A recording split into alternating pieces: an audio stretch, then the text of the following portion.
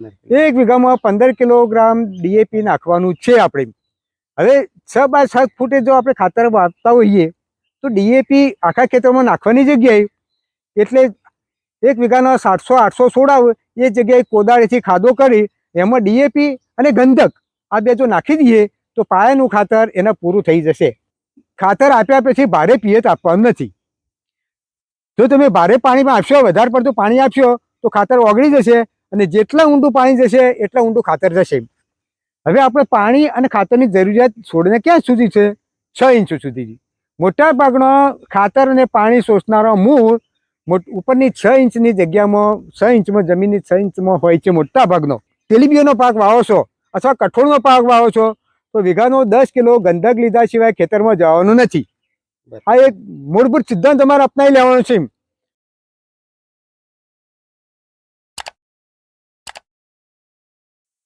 તો ખેડૂત મિત્રો, આપણે ભાગ 1માં વાત કરી કે દિવેલાની ખેતીમાં જમીનની તૈયારી કેવી રીતે કરવી, બિયારણની પસંદગી કેવી રીતે કરવી, કયું બિયારણ વાવવું, કેટલા અંતરે વાવવું અને ક્યારે આંતરખેડ કરવી. તો સૌપ્રથમ આપણા સાહેબ મનમાં પ્રશ્ન થાય તો દિવેલાની ખેતીમાં ખાતર વ્યવસ્થાપન કેવી રીતે કરવું?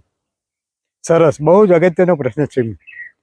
દિવેલા અત્યારની જે બધી જાતો છે, કોઈ પણ પાકની જાતો એ બધી ખાવધરી થઈ ગઈ છે કે ખાધા વગર ઉત્પાદન આપી શકે તેમ નથી. પહેલાં આપણે જ્યારે વાત કરીએ થોડા 50 વર્ષ અગાઉની, તો 50 વર્ષ અગાઉ ખાતર આપણે ઓછું નાખતા. એનો 2 કારણો હતો.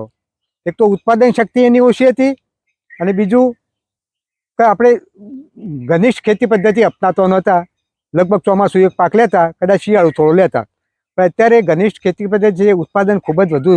વીઘાનું 60 મણથી 70 મણ ઘઉં થાય, દિવેલા 50-60 મણ થાય, તો કેટલું બધું ખાવા જોઈએ ને આટલું બધું ઉત્પાદન કરવા.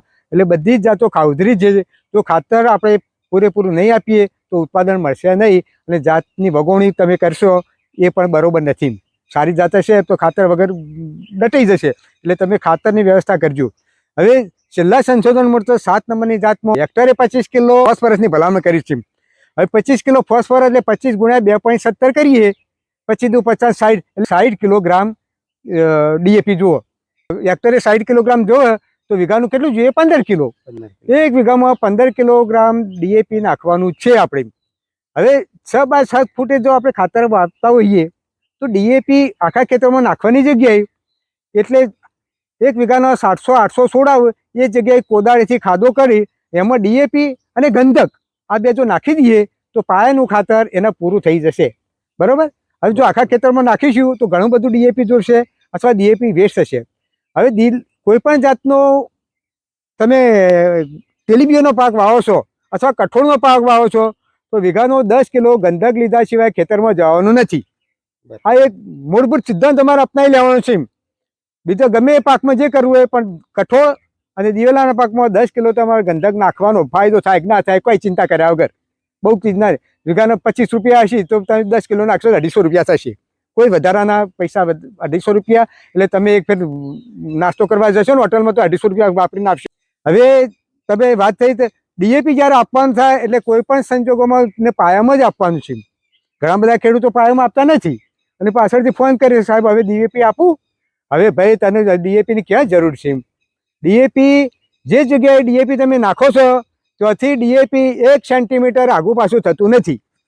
ડીએપીને જોતું હોય છોડને તો છોડના મૂળે ડીએપી જોડે જવું પડે. એ શક્ય નથી. એ આપણા હાથની વસ્તુ નથી. મૂળ હંમેશા નીચે જ જવાનો છે મોટા ભાગનો. એટલે ડીએપી હંમેશા પાયામાં આપવાનું છે. કોઈ પણ સંજોગોમાં એના પછી આપવાનો કોઈ અર્થ નથી. ભૂલમાં રહી ગયું હોય તો આપવાની જરૂર પણ નથી.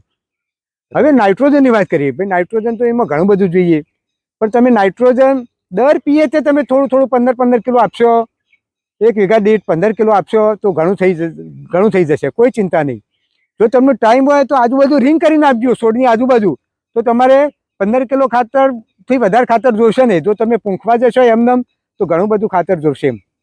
હવે જ્યારે નાઇટ્રોજનયુક્ત ખાતરની વાત આવે છે ત્યારે નાઇટ્રોજન એ જમીનમાં મોબાઈલ છે, ફરતું છે. જો ભેજ હશે ત્યાંથી મૂળ સુધી એ ફરી શકશે નાઇટ્રોજન ખાતર. એટલે નાઇટ્રોજન ખાતર તમે પાયામાં આપવાની જરૂર નથી.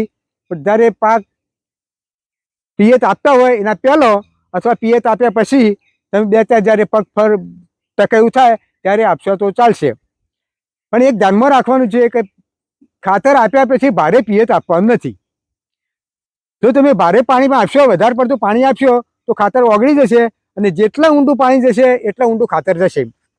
હવે આપણે પાણી અને ખાતરની જરૂરિયાત છોડને ક્યાં સુધી છે? 6 ઇંચ સુધી. મોટા ભાગનો ખાતર અને પાણી શોષનારો મૂળ ઉપરની 6 ઇંચની જગ્યામાં 6 ઇંચમાં જમીનની 6 ઇંચમાં હોય છે મોટા ભાગનો. બાકીનો જે આપણો ઊંડો લાગતો મૂળ છે એ બધો એના આધાર મૂળ છે. એ પાકને આધાર આપવા માટે જે છે ને એ છોડના ખોરાક માટેનો મૂળ નથી. એટલે મોટા ભાગનું ખાતર આપણે પાણી આપીએ એના 6 ઇંચની જગ્યામાં આવે એટલું આપીએ. આપણે ખેતરમાં જ્યારે પાણી આપીએ એટલે એવું વિચારીએ નહીં કે ફરી મહિનો પાણી આપશે એટલે વધારે પાણી આપીએ. એ બધું વેસ્ટેજ છે. ડેટકો બોલાવતા નહીં કોઈ દાડો. મારું ધ્યાન રાખજો ખેડૂત મિત્રો, 1-2 પાણી વધારે આપજો. ખેતરમાં વધારે પાણી આપીને તમે પાણીનું બગાડશો નહીં. પાણીની કોઈ કિંમત છે તો આવતા 25-30 વર્ષ પછી પાણીની જગ્યાએ તેલ નીકળશે ને આપણે બધું તેલ પીવાનું છે. એને આપણી પેટીને સાચવવા માટે પાણીને બહુ સાચવી રાખજો. બરાબર. ત્યારબાદ સાહેબ આપણે વાત કરીએ તો ખાતર, પાયાના ખાતર વિશે વાત કરીએ તો પૂરતી ખાતરમાં કયું ખાતર અને કેટલા સમયે આપવું જોઈએ? પૂરતી ખાતરમાં નાઇટ્રોજન જોઈશે એક. બરાબર. હવે નાઇટ્રોજન યુરિયા સિવાય લગભગ ક્યાંય તમને સસ્તું એકેય ખાતર પડશે નહીં. યુરિયા ખાતરનો જે નાઇટ્રોજન તે સસ્તામાં સસ્તો છે. જો તમારી જમીનમાં સલ્ફરની ઉણપ ન હોય તો તમે યુરિયા ખાતર તરીકે આપી શકશો. બરાબર. પૂરતી ખાતર તરીકે યુરિયા જ આપવાનું, એ જ સસ્તું પડશે. પણ જો તમને એમ લાગે છે કે મારા ખેતરમાં સલ્ફર અથવા ગંધક એની ખામી છે તો તમે એમને સલ્ફેટ પણ આપી શકો છો. એમને સલ્ફેટ પણ આપી શકાય આપણે. બરાબર. એનું થોડું પ્રમાણ પણ વીઘા દીઠ 24 ગુંઠામાં થોડું જણાવો તો સારું રહેશે. હવે જે 7 નંબરની ભલામણ આપણે કરી છે સાહેબ, એ 180 કિલોગ્રામ યુરિયાની આપણે કરી છે, નાઇટ્રોજનની કરી છે. હવે 180 ગ્રામ જે નાઇટ્રોજનની કરી છે આપણે નાઇટ્રોજન ભલામણ, એ બનાસકાંઠાની જમીનમાં એ ભલામણ થયેલ છે. બરાબર. બનાસકાંઠાની હલકી અને રેતાળ જમીન છે. બનાસકાંઠાની જે કૃષિ યુનિવર્સિટીની જમીન છે એમાં 10 ઇંચ વરસાદ આવે તો બીજા દિવસે અંદર ટ્રેક્ટર ફરી શકે એ ટાઈપની જમીન છે. એટલે પાણી અને ખાતર જેટલું આપવા એટલું બધું જમીનમાં ઉતરી જાય એટલે તરત જ ત્યાં ખાતરનો રિસ્પોન્સ મળે. આપણે જમીનમાં મારા જાણ્યા મુજબ એટલું બધું ખાતર આપવાની જરૂર નથી. એટલે આપણે વીઘા દીઠ જે કહ્યું તમે દર પાણી ડીપીએ તે 15 કિલો તમે યુરિયા આપશો તો પૂરું થઈ જતું છે. અથવા એની જગ્યાએ જો તમારે એમોનિયમ સલ્ફેટ આપવું હોય તો ડબલ આપવાનું, 30 કિલો આપવાનું વીઘા દીઠ. ઓકે સાહેબ, હવે વાત કરીએ તો અત્યારે આપણા યુદ્ધની સ્થિતિના કારણે ફોસ્ફેટિક ખાતરો માર્કેટમાં ઓછા મળે છે. એટલે ડીએપી માટે તો બહુ મોટી લાઈનો લાગી છે. તો એની જગ્યાએ ખેડૂતો 20-20-0-13 છે કે એનપીકે 12-32 છે આ ખાતરનો ગ્રેડ વાપરી શકે કે ના? હા, ચોક્કસ વાપરી શકે. બરાબર. એમાં કોઈ તકલીફ નથી. બરાબર. એનું પહેલા 15 વીઘાનો હેક્ટરે 25 કિલોગ્રામ ફોસ્ફરસ મળે એ પ્રમાણે ગણી રાખવું જોઈએ. બરાબર. એટલે વાપરી શકાય. હા, એટલે વાપરી શકાય, કોઈ તકલીફ નહીં. વીઘાનું 15 કિલો જેવું. બરાબર. વીઘાનું 15 કિલો ડીએપી. અને જો બીજું ખાતર હોય તો ડીએપીમાં 46% ફોસ્ફરસ આવે. બરોબર છે. હવે બીજામાં જેમાં 30 આવતો હોય તો ડબલ નાખવાનું. બરાબર છે. ઓકે. તો ખેડૂત મિત્રો, આ વાત થઈ ખાતર વ્યવસ્થાપન વિશે. તો જે અગત્યની ટોપિક વાત કરીએ કે ખાતર વ્યવસ્થાપન, તો તમે આ પ્રમાણે ખાતર વ્યવસ્થાપન નાખી શકો છો. અને ખેડૂત મિત્રોએ બોરીઓ ખાલી કરવાની જરૂર નથી. દરેક પિયતે આખી થેલી યુરિયા ખાતર વાપરવાની જરૂર નથી. આના કારણે આપણી જમીન બગડશે અને ધીમે ધીમે ઉત્પાદન બગડશે અને આની માઠી અસર આપણા જીવન પર પડશે. તો સાહેબે ભલામણ કરી કે વીઘે ખાલી 15 કિલો તમારો યુરિયા ખાતર પૂરતી ખાતર તરીકે વાપરવાનું છે પીએચ સાથે. તો એ પ્રમાણે તમે ખાતર વાપરી શકો છો. તો સાહેબે આપણને ખૂબ સરસ દિવેલા એરંડાની માહિતી આપી. આપણા ઉત્તર ગુજરાતનો અગત્યનો પાક તેના વિશે સાહેબે પોતે લગભગ 15-20 વર્ષ સંશોધન કર્યું છે દિવેલાની ખેતી પર. ઘણી બધી જાતો પણ બહાર પાડી છે અને પોતાના અનુભવો આપણી જોડે રજૂ કર્યા. તો આવનારી સિઝન માટે ખેડૂત મિત્રો જો દિવેલાની ખેતી કરવાના હોય તો તમે આ રીતે કરજો. તમારા ઉત્પાદનમાં ચોક્કસ ફાયદો થશે. જે ખેડૂતો 30-40 મણ ઉત્પાદન લે છે તો આ રીતે ખેતી કરશે તો તમને 50-60 મણ સુધી ઉત્પાદન વીઘા દીઠ મળી રહેશે. પોચમણ તો અમારી ગેરંટી છે ખેડૂત મિત્રો. પોચમણ તો સાહેબ ખુદ ગેરંટી અમારી પ્રમાણે તમે બીજું કશું નહીં, વાવેતર ને ગંધક નાખશો, બે જ વસ્તુ. વાવેતર ને ગંધક મારો પ્રમાણ કરશો તો વીઘાના 5 મણ ખૂટ માં લઈ જજો. બરાબર. ઓકે. તો ખેડૂત મિત્રો, તમને કોઈ દિવેલાની ખેતી વિશે કોઈ પ્રશ્ન હોય તો કોમેન્ટ બોક્સમાં કોમેન્ટ કરીને અવશ્ય જણાવજો. અને તમને આ માહિતી કેવી લાગી તે પણ જણાવજો. આભાર. જય જવાન, જય કિસાન. ખૂબ ખૂબ આભાર સાહેબ તમારો. આવજો ખેડૂત મિત્રો.